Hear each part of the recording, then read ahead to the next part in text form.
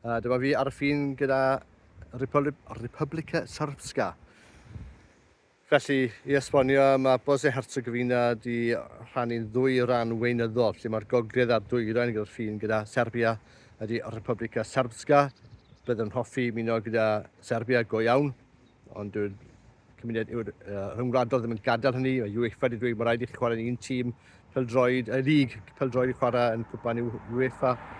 Felly mae chi o Republika Srpska, wedyn mae chi'r ffederasiwn lle mae'r Croats a'r Muslemiad yn byw.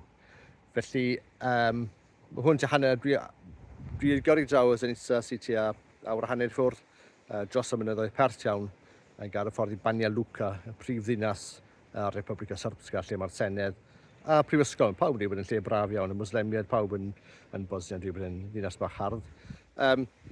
Felly, mae'n un rheswm falle bod y Serbia wedi bod yn lle amwys am cefnogi Ukraine neu beidio yw, dwi'n meddwl, y deimlad yn Serbia yn un peth gyda Orban yn Hwngari. Petai Putin wedi gallu cymryd Ukraine wedi cwmpo, byddai'r Hwngariad wedi gallu cael referendwm yn Is-Carpatia, so Sub-Carpatia. Rhan yna oedd yn rhan o Czechoslovacia rhwng y dau ryfel byd, cyn hynny rhan o Austria-Hwngari.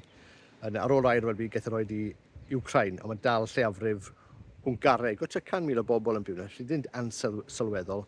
Bydde Orban fi'n credu petai Ukraine wedi cwmpo di mynnu bod yna referendwm fyna, a bydde Is-Carpatia wedi ymuno gydag Hwngari. Ac yn un modd, dwi'n credu, y Serbia yn teimlo petai hwnna'n digwydd, dyn nhw'n gallu cael referendwm i Republika Srpska ymuno gyda Serbia go iawn. Felly, di hwnna'n mynd digwydd, dwi'n gweld bod yn mynd i ddigwydd, ond wedyn oedd neb ysgwyl gweld Berlin cwmpo. Dwi'n dyfaru pan o'n i'n ddyn ifanc bod fi ddim wedi cael bod yn digon hirben i fynd i hen dwyrain Almaen a dwyrain Ewrop i weld y gwledydd comuniddol. O'n i'n teimlo ar y pryd wrth gwrs, fel pawb arall, bydd rhain yn para am byth.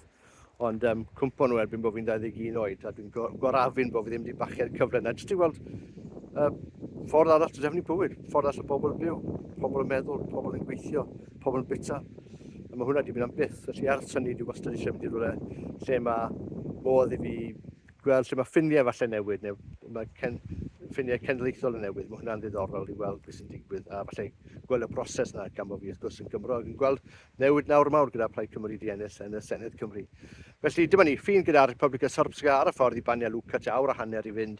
Edrych ymlaen i fynd heno. Wedi cael llety am rhyw 20 punt unwaith eto. Edrych ymlaen i weld y ddinas. Mae'n fod yn lle bach braf. A gweld sut mae'n teimlo i fyw mewn gweriniaeth anghydnabyddedig arall fel Transnistria, lle bues i llynedd sydd yn rhan swyddogol o Moldova, ond wedi bod yn cael ei rheoli gan Rwsia ers y 90au. Felly gawn ni weld.